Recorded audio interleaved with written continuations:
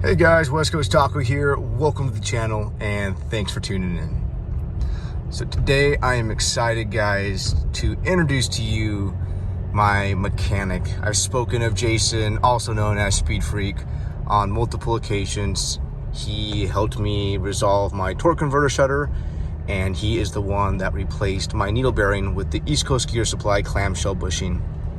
Pumped to introduce you guys to him. He's gonna be doing my 30K service. This is gonna be a good one, guys. Out of all the videos I've done, this will probably be the most insightful and hopefully provide you guys with the most amount of knowledge on what his thoughts are and what you should be doing at the 30K service and going forward to properly maintain your third gen Tacoma.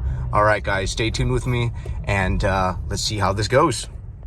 All right, guys, so I'm here with Jason. Today we're gonna be doing the rear diff fluid change, transfer case, and engine oil change. Jason, is there a reason? I know previously when I spoke to you and I asked you what fluids to get or what not to get, you recommended these brands. Anything you want to share as to why you recommend, you know, Rotella, Lucas, and AMSOIL? Just a lot better oil than the other stuff. Rotella, it's they put in diesels in some of the stuff. This is obviously the gas stuff, but it's just way better than all the more expensive stuff you get out there. It's been tested by some of the oil places, shear protection and everything else. So it's hands down the best stuff I ever used, because I've had used it and tested it afterwards, and it didn't even break down after miles on a turbo motor. So very good. I can say it works good. Plus all the Lucas stuff, the AMSOIL, I mean, that's the best stuff you're going to get out there. So you can't really beat it. Okay, cool. Longevity is key. I like it. Absolutely. All right, well, let's get cracking.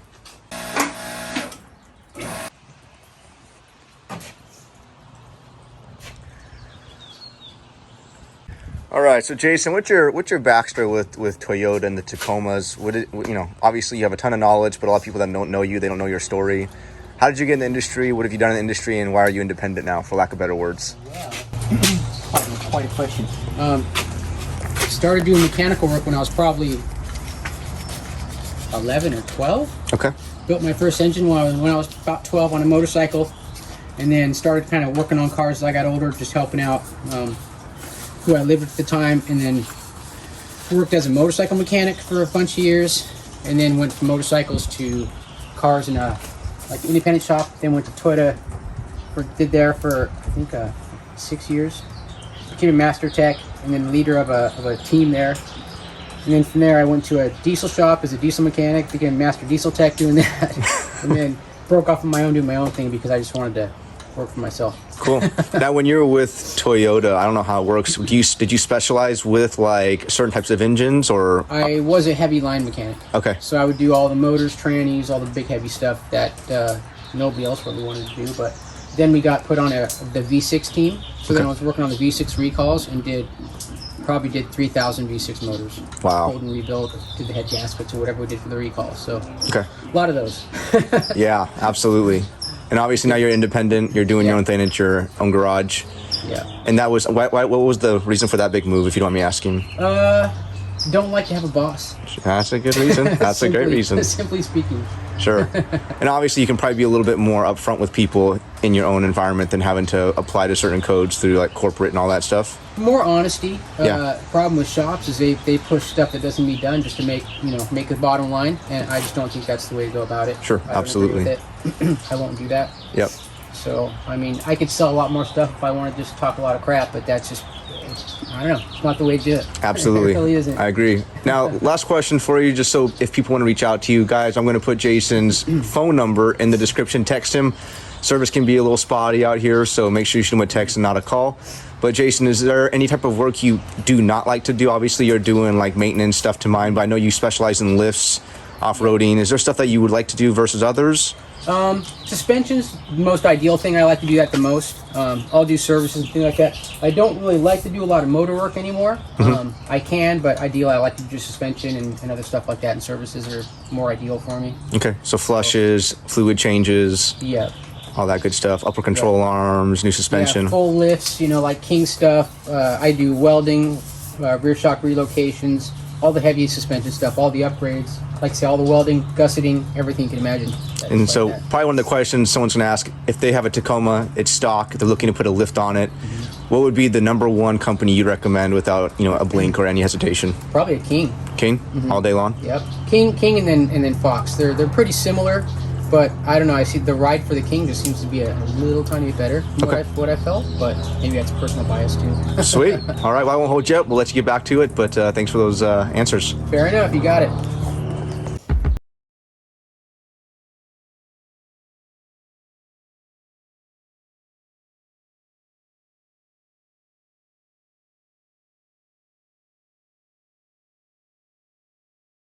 So obviously we're doing this for the 30K. Yep. Is there something that Toyota would usually recommend that you think's overkill, or is there something you do recommend doing that Toyota would not recommend, but you think it's definitely warranted? Well, nothing's overkill because they try to extend service intervals to make that vehicle seem like it goes forever. So they usually kind of spread them out a little further than they should. So I like to do everything at 30K, just as a regular maintenance schedule. Sure. Because it just kind of makes sense. Fluid does break down. The metal does shear a little bit inside there. So you kind of want to keep up on it. So it's better to do it too much than not enough, because then your truck's going to last you forever. I mean, these trucks are built so well. If you take care of them, they'll give you a long time. Because they're so detuned, you know. So they don't put a lot of wear on the drivetrain too much. But if you change the oil, these things look brand new after 200,000 miles. Nice. Pretty incredible. Fluid looks not too bad though. Good. Didn't see any sparkles.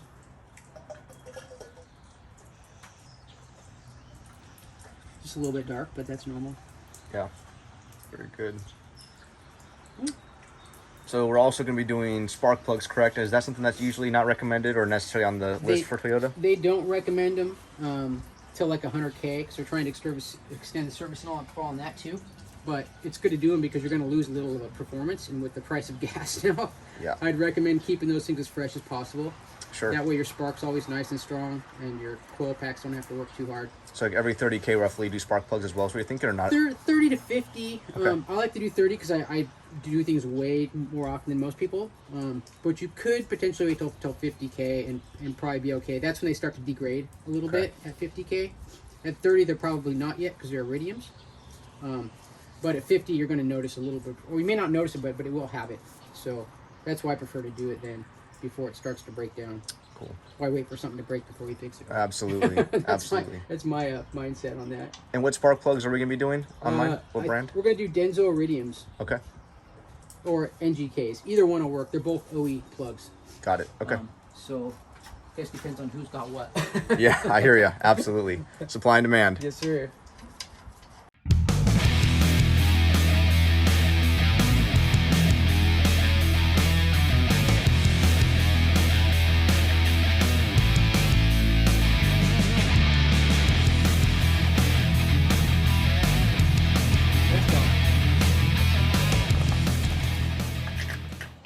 How many quarts for this? I think this one's around 3.5 or so. All right, 3.5.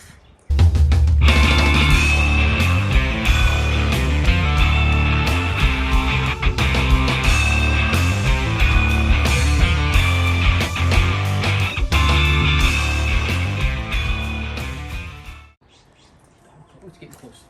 So when it comes to the fluids on these, like for the transmission, the rear diff, the transfer case, you know, do ounces make as big of a difference as people think? Like if you're off a few ounces, because I know you know I've heard people say like, oh, if you're low 2 ounces of fluid on your transmission, like you're gonna fry the system. Whereas some people say it's more like you know, a quart or more is really gonna cause the serious amount of damage. Over a quart is when a problem happens in transmission. Okay. Ounces, no difference. I know everyone, you know, there's the way to check the fluid on the tranny. It's like to get it warm and, you know, do the computer thing. Totally unnecessary. Yeah. You can just get operating temperature, open the check plug on level surface, and then you're good. There's no reason to do all the other stuff. Okay. You can if you want to, but it's not going to make any difference. Like you said, ounces don't matter, and that gets us the level we need. So it's all about the reason why they do it that way is because it tells you when the temperature's warm enough because of thermal expansion. Yep. Fluid's going to look like it's more volume. Sure. So that's the only reason they do that. Right at the top.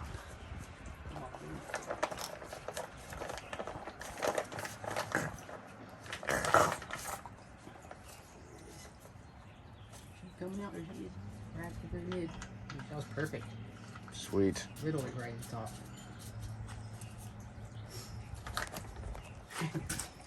Now, would you recommend this every 30,000 miles or more frequently as the truck gets older, or what would you say? Every 30K. Okay. If you do every 30K, this thing will be in such good shape it will never have any trouble. So transfer case, rear diff, every 30K. Engine oil. What do you recommend on engine changes for? With a non-turbo engine, you can kind of go. I'd say it's 5 to 7 on synthetic. Okay. Turbo engines 5 to 3. Okay. I would do it 3,000. Okay. But you don't have one of those, so. Right. Because the turbo burns the oil, because the oil Sure. goes through the turbocharger and the motor runs hotter and everything else. So Yeah. it really taxes the oil a lot harder. Sure. More wear and tear. Yes. Okay. So every 5 to 7,000 for engine oil. Yeah. Yeah. 5 to 7K. And the transmission, I know we just did all of the, troubleshooting, a bunch of drain and fills to get it where it's at now without the shutter being a problem anymore. Yeah. Going forward, what would you recommend, intervals for changing, doing like even just like a basic one change and maybe not a whole like flush, but. So transmissions, what I would do is, since the train is, I would probably do it every 10K, do a drain refill on it. Just one drain and refill. It seems like a lot to do, but that's like if you're at 5,000 oil changes, every other oil change you're doing that. So it's not that hard to do. It's really pretty easy. I mean, it's kind of hard because you got to get up there and pump the fluid in. So I say probably 15 is probably more realistic for someone doing it themselves. Okay. So like every third oil change at 5,000, if you do your oil just drain and refill, stuff will last forever and ever. So just one drain and fill essentially. Yep. Okay. And then you're good. People just don't do it at all, and when you drain and refill, all the heavy stuff goes to the bottom. You get a lot of that out, so it's kind of good to keep doing it. You never need to flush a transmission. Never. Just change the oil once in a while. Just change just drop the pan stuff, so you're good. Very Don't good. do too much. Don't overkill. But don't underservice at the same time. Right. Right. Usually, you always want to crack your fill plug before you crack anything else. Usually on the front diff. Sure. You can't. Once you drain it, you're screwed. You can't put oil back in. But these aren't so bad. There. Easy peasy.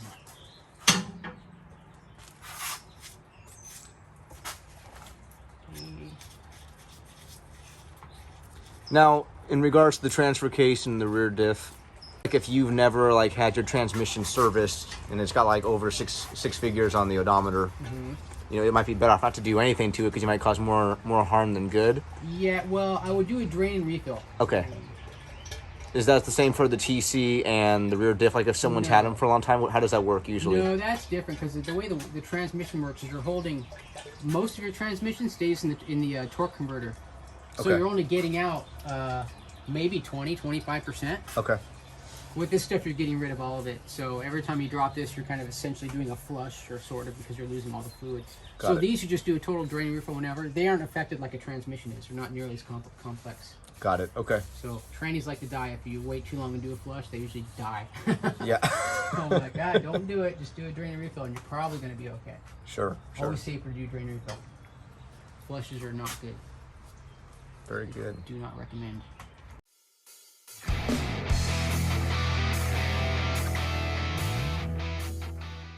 Is there anything that these are known for, like wearing out prematurely, like how brakes, anything at all that I need to be aware of or that you'd recommend like keeping a close eye on?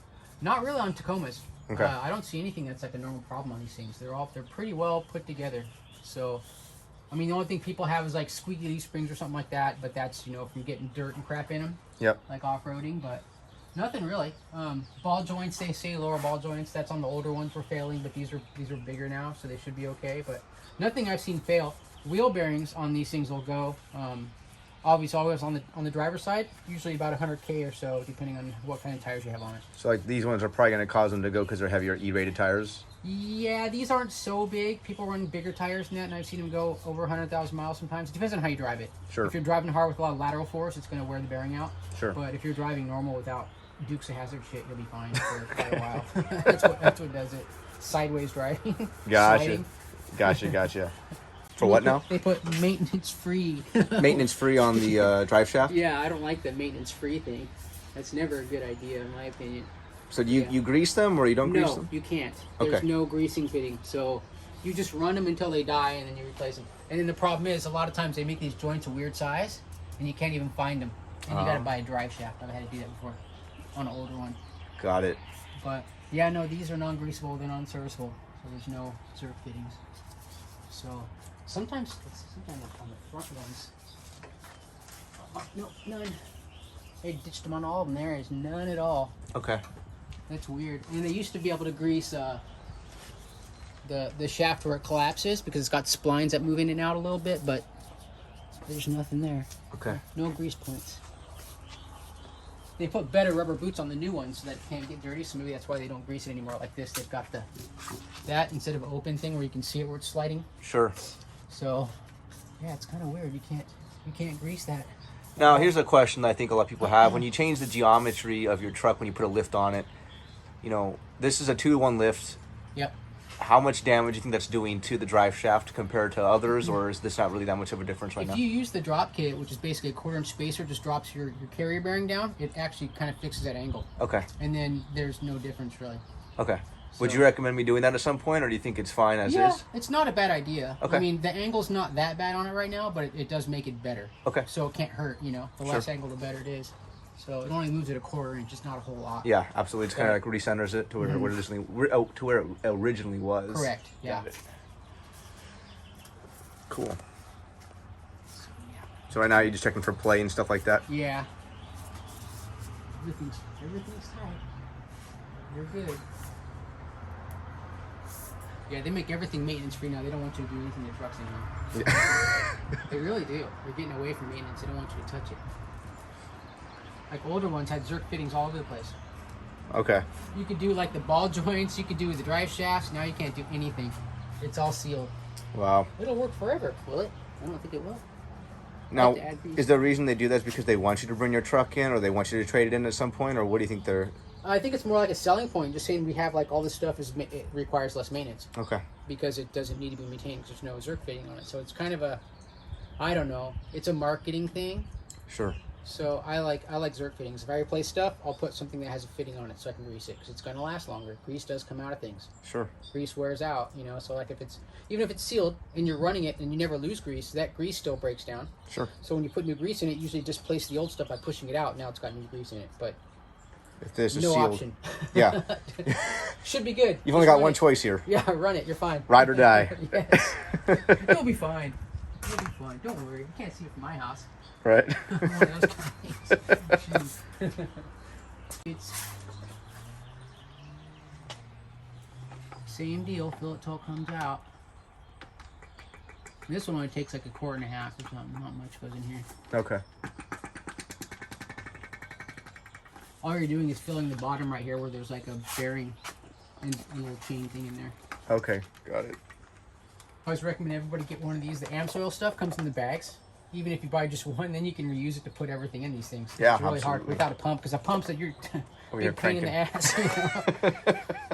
You kind of have to use a pump for the transmission because its fill is up in the top. Sure. But everything else, the diffs and everything, you can use this stuff so easy. Makes it way easier. Yeah. Yeah. Absolutely. You just bag probably 20 times.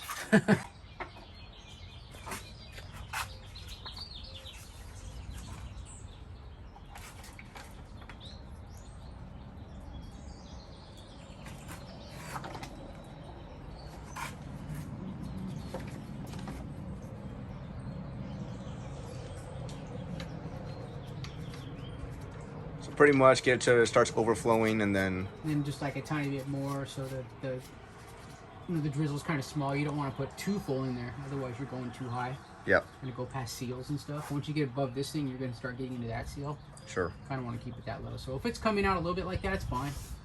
You just don't want it to go, like you don't want to put too much in there. You don't want to put not enough in there.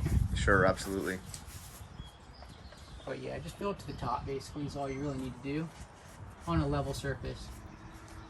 People jack them up and do it sometimes, but they don't jack it up evenly. They'll jump the front up too much and then they'll change it or the back up either way. Okay. It'll mess up your levels, but you want it to be on a level surface ideally. Very good.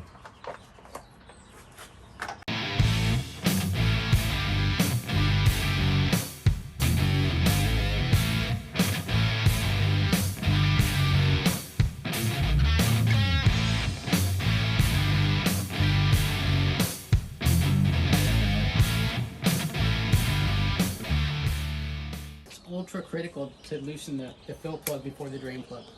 It's ultra critical. Ultra critical because this one, once you drain this drain plug and you can't get the top part out, you're so screwed because you can't put fluid back in it. Ah. Okay. And you know this one's very hard to get to, so it can be a kind of a bad day if it doesn't come out. So Sure. I know people that have drained their thing and can't get this out, and they're like, uh-oh, now what? Well, should have checked that one first, buddy. Yeah. But you didn't, so That's good to know. yes. You gotta use a chisel to get them out sometimes. Oh my gosh. Not this one, though. Okay, it's loose. We're safe. However, it is new, so there you go. All right, we're good. We're good. Not so bad. Is that because people torque them in there so tight with like a... Yeah, people get them too tight because there's like a crush washer. Sure. That, you know, crushes, obviously. Yep. The soft metal. So yeah, those things, if they get too tight, they stick so good. And they just will not come out.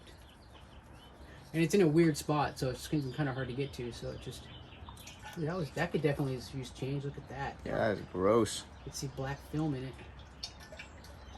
Ew, that don't look good at all. Yucky. Look at that stuff. Ooh. Can't really even hardly see through that. It's good for another 10,000 miles, easy. Ooh, yeah. In South America. Holy cow. That's nasty stuff. Huh. That's Kinda, wild. yeah. Normally the front doesn't see a lot of, work. Usually the front's like pretty clean. Well, I'm glad we're doing it. Yeah. Because when I got this, it had 23,000 miles. I've only put 3,000 miles on it. Okay. So who knows if the person had it before me got the oil change before I picked it up. Probably not. They didn't touch any other stuff. Yeah. I'll tell you that. I mean, the dealership noted that they did an oil change, but... Or engine oil. Yeah, that's Yeah. different. Maybe. That's all they'll do. They Yeah. don't touch anything. But yeah, it's got a good amount of goo on it. But it's all just thin. Look at that. I mean, it's all flashing from the gears. Sure. So when the gears break in, they usually shed a little bit of metal. And then it's supposed to stick to this magnet just like that. So as long as there's no big pieces, only like flashing, which is just the thin stuff, Yep. you're safe. It's normal. So we're doing all right. We're doing all right. No problem at all. Then I always flip the gasket over. Oh, okay. Helps it seal. Just rotate it over. Yep. Wipe off everything too. Make sure it's super clean. This side. That way it gives you a new crushed surface. It's all the little things that matter sometimes. Yeah. If you're a weirdo like me anyway. Focus too much on nuance. Well, I'm sure there's a reason that people recommend you, especially Tacoma World. I feel like if you want to talk about critical Tacoma owners, go to the Tacoma World forum, and those guys are usually very specific on how their trucks are running and taken care of. They are. So if people recommend you from there, you must be doing something right. I think so. Can't complain. But yeah, we got all the stuff out of it, got all the flashing off, so now it should, next time we change it, it should be all nice and clean. Cool. Maybe have a little bit from the stuff that might be in the bottom, but we got rid of 90% of it, so Great. we'll be a lot happier. So at this point, you let it just drain, and then... Yeah, I think it's draining slow enough now. I just like to get all the big stuff out. Yeah. All that goop. I'll just let it go a little longer. It's kind of still got crap in it. Sure. So if I were to adhere to the Toyota recommendations for the maintenance of the Tacoma, obviously this fluid is kind of like getting a little rough around the edges. Yeah. It's got some debris. When would they recommend typically having this changed and drain and filled compared to when we're doing it now? I think, I don't remember what the intervals are now, but I think they might be about 50K. Okay. When they tell you to do oils, I think the transmission's 100K. Okay. Which baffles my mind. But I think the reason I do is they try to extend the service interval so they can advertise it as being a 100,000 mile service when in fact it shouldn't be. Sure. But marketing bean counter guys look at that and go, that's great. I'm like, okay, but it's not. Right. You're telling people the wrong stuff. But yeah, these I think they do them at either 50 or 70. Okay. Toyota spec. But I'm always 30 every time. 30, 30, 30, 30, no matter what. Sure. That's just how I work, and what I've seen work over my period of doing this stuff. I've been doing it for a while now, and their intervals are, if it's that far, it's too long. But all manufacturers do that because they don't want to have you overdoing it. Because if they say you have to change oil that often, you're like, well, why do I need to do that? It seems like it's going to be a problem, so it scares people. Got it. Which I understand, but that's not really how it works. 30,000 miles is about all I put on gear oils, personally. Sure. Then your stuff will last a lot longer. I promise you that. That's the whole goal. Longevity is critical. Correct. Yeah, maintenance is cheaper than repair, I always say. Yep. Much cheaper in repair. No doubt. So over the years of working, mainly on Tacomas and other vehicles, for the Tacoma in general, what's probably been the most issues you've seen? Like, like for example, like someone's always, everybody you talk to, they're like, yeah, I've had problems with my transmission, or everyone you talk to is like, I've had problems with my, blah, blah, blah. It varies. I wouldn't say there's necessarily one specific thing. It kind of varies also from generation to generation. But on the newer stuff, transmission shuttering is very common. Yep. I've seen that a lot, and that's usually from transmission fluid being low, typically. Yep. Because they shipped a lot of these low on tranny fluid, which is freaking terrible. But either that or the fluid gets dirty, like if you're towing or doing something where you're carrying weight, transmission fluid breaks down pretty quickly. Yeah. How about the manual transmissions? Are those like more commonly having like breakdowns quicker because never, because they're just gear oil in a little gearbox with gears and then a clutch. Okay. So they don't have that, like automatic tranny. They're very simple. They're super simple. Okay. Nothing goes wrong except for clutch. Okay. So with those, it's the same thing. I changed that tranny fluid at 30K because it's a gear oil, just like these are. Sure. So I do those at 30K. Okay. As well. So yeah, it's always good to keep up on it because then your shifting stays good and everything else. So it's kind of weird though. If you use the wrong oil, the shifting will get weird because the synchros won't spin. If you use what did I use? The Royal Purple before. And the synchros wouldn't work with it, and I couldn't barely shift the car. Really? Then I put cheap regular oil in it, the non-synthetic, and it shifted perfect. How funny is that? I thought I was doing something good. No, apparently not. Yeah. Didn't like it. Now, obviously, I'm using Rotella for the engine oil. If someone can't get a hold of that for whatever reason, what's like probably the second one you would pick if you couldn't get Rotella? Oh man, kind of hard to say. A lot of people use Mobile One, but I think the problem is I don't know if they changed the formula of it anymore. If it's the same thing. Okay. Because it used to be really good, but now I don't think it's as good as it used to be. Got it. So I don't really know what I'd stand behind besides Rotella, to be honest with you, because that's all I use. Got it. Okay. So That's I fair have no enough. experience. I'd just be lying to you. So pretty much it's a coin toss if you're not going Rotella. It is. I think so. I mean, all the oils I'm sure going to be fine. Sure. I'm just real specific, and when I race dirt bikes, I use Rotella in those, and I run the crap out of those things. I've never had trouble. And turbo cars, Rotella, never had a problem with the oil. Everything's always oil good. And cool. It's like, I don't know. I just have it from proof of concept from using it myself. Yeah. Which is great, but... And just so you guys know, neither I nor Jason are sponsored by Rotella. No, I wish. But hey, Rotella, by the way. Right? No joke. But yeah, it's good stuff, man. I like I said, I've run it and stuff like turbo motors, and I've had it tested by oil places to see the breakdown on it, and stuff stays together. It's incredible how good. I ran stuff for 7,000 in a turbo car hard, and it was still. He said you could still run it. I'm like, well, I wouldn't, but it was still good. Wow. Which is, I didn't think it would be, but he said it was. That's so nice. I did the spec on the oil, like the shear wasn't hardly broken down or anything. Wow. So that proved it to me. 'Cause I'm not nice to things. Yeah. On my own things, I should say. Sure. Because I know I can fix them. Yeah, there you go. Yeah, absolutely. All right, next, more oil. Let me fill the bag. And this one only uses a couple quarts, I think. It doesn't use a whole lot. Sure. Kind of a small diff. I mean, it's still an 8-inch, but just a few quarts. Just not even a few. Okay. 2 and some change, give or take. Maybe 2. I think something like that. Okay, there's 1. The bag's so much easier. God. Can I pump? Got it, yeah. Gotta have a bag.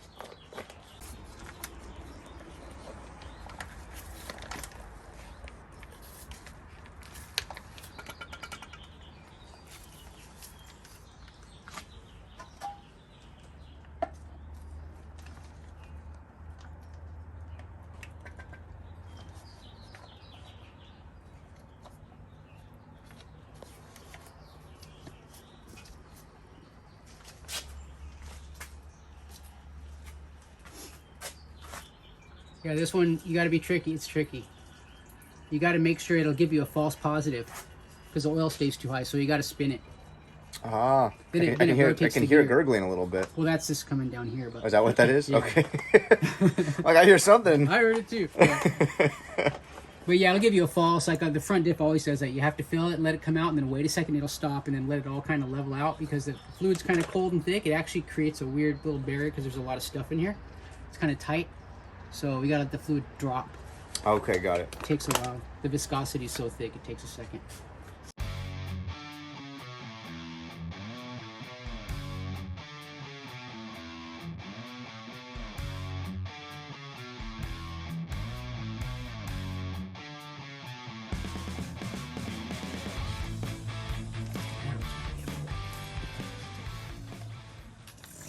So we're going into what, like 2.5 quarts now, give or take? We're going into like 2 and just a little tiny bit over 2.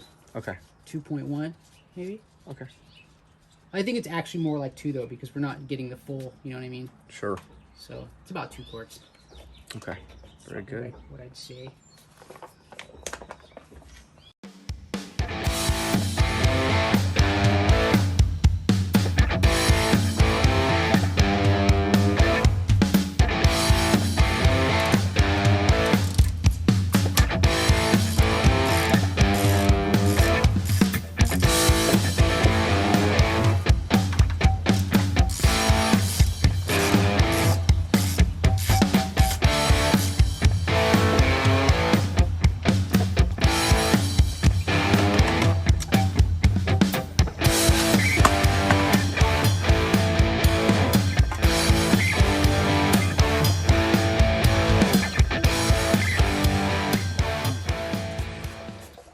So I know people drive all over the place to come to you. What's probably your furthest client? Arizona Arizona? or Northern California, Okay. depending on which direction. Do they just make that commute once every few months, or how does that typically work? No, some of them came for like full suspension jobs where I do like gussets and welding and, you know, cab, like upgrade all this stuff. And we'll do a lot of welding, a lot of fabrication. So they'll come for that and stay for like a couple days. Nice. Just And get a usually- hotel or something like that? Yeah, yep. There's no bed and breakfast here, right? Not here. Okay. No. You Not might be full able- service? For more money, you could probably throw a tent somewhere, but other than Okay, that's about it. that, I'm not in the hospitality business in that regard.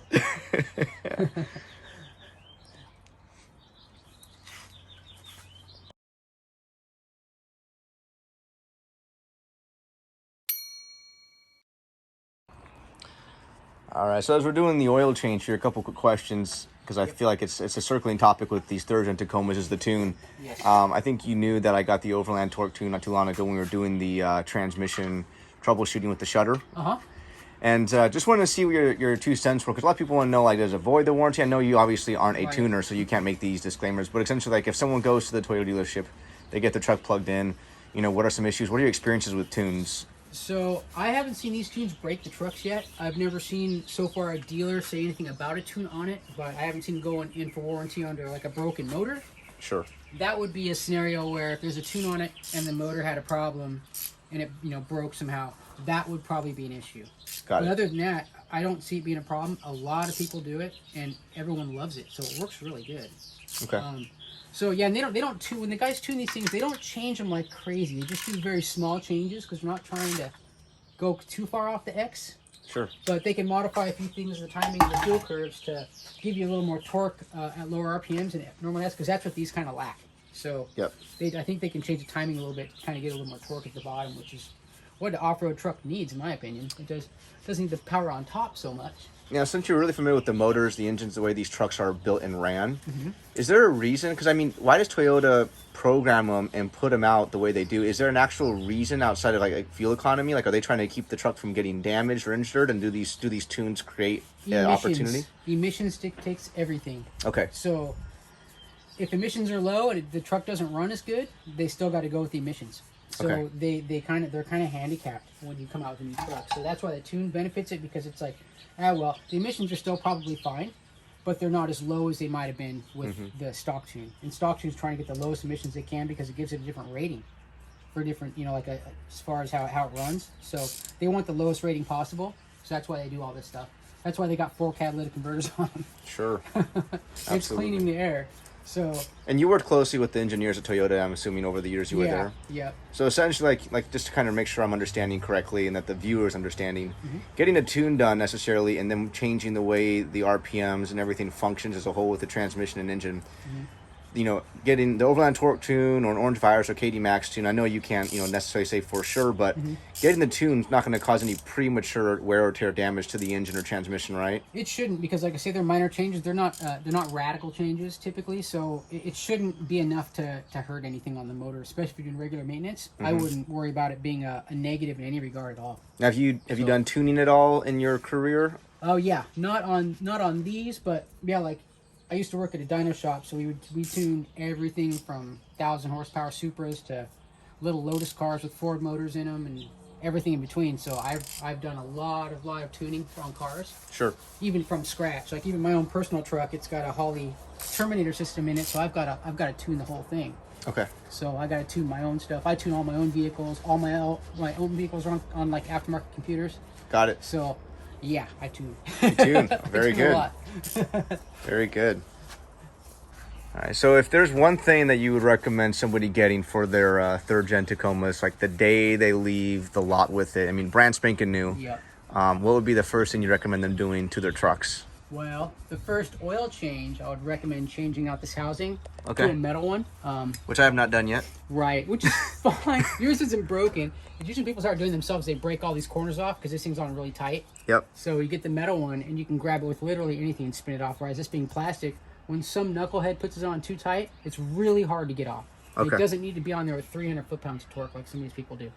I don't know why they do it like that. I guess we're going to find out Yes. if we had a knucklehead that did this one We last. will see. See if the robot put it on tight. Since this is why I never. Well, it's been off before. Oh, this one's too big. Regular channel locks the wrong tool, but that's alright.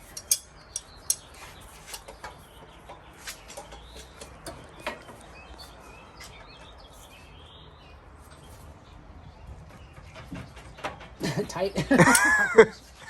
300 foot-pounds of torque? Yes.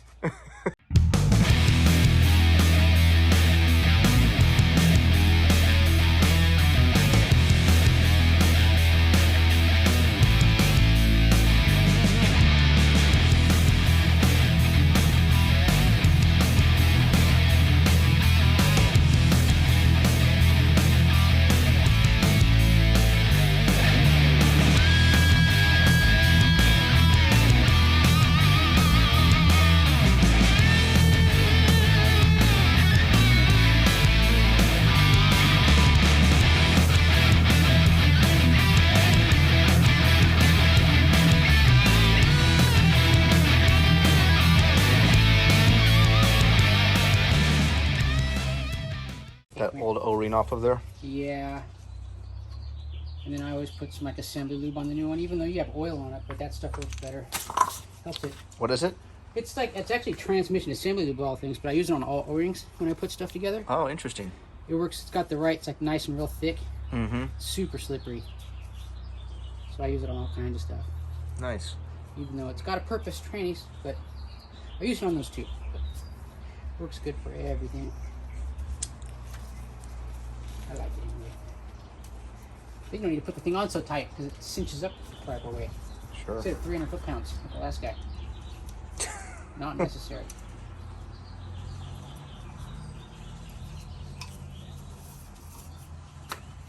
More.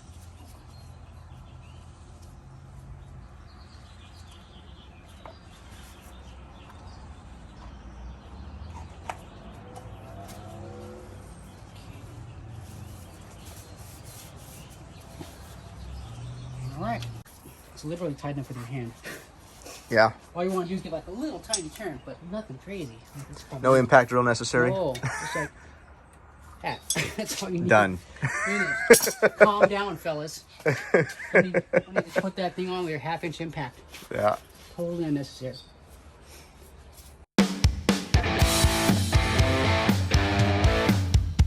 Oh, she's thirsty. Who's in here? If I put okay. Now, in regards to other fluids like power steering, Mhm. you know, what's your recommendations on fluid changes like that? Brake fluid. Those are kind of like, those vary depending on region Okay. because it's kind of hydrophobic. So it kind of it just kind of takes water and it gets weird.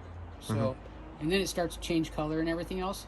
And then also the power steering fluid does it more because it heats up more than the brake fluid does typically. Okay. But those, it's like you can easily go to 50K without, at a flush point where you just drain it and refill it, Sure. and then you're good. That's probably all you really need to do for those. It's nothing That, crazy. Brake fluid, that you can kind of almost just watch and see when the color changes. Then when the color starts to change from being clear to getting a little bit dark, definitely change it.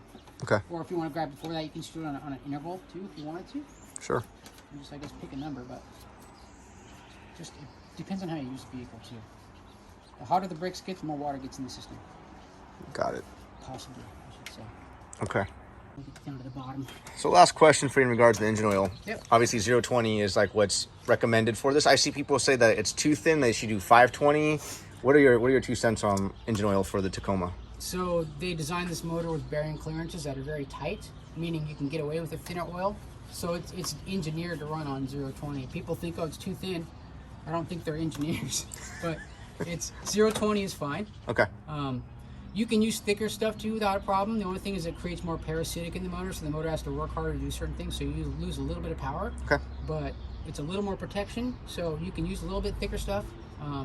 But this is engineered for this motor to work perfectly, so Okay. it's ideally what you should put in there. So You get the 020. best gas mileage, yeah. Okay, Best perfect. economy for that. Yeah, Nice and simple, I like it. exactly. You can get like regular ones that are the same brand. They don't have, because like with your truck, the factory ones, they have like a triple electrode, but it's a special type. It's like 1 long and 2 shorts. Oh, So it's a very special plug. It's like these are very different. They have iridium on both sides, so most of them don't. So these are- will I notice a performance change at all, or just mainly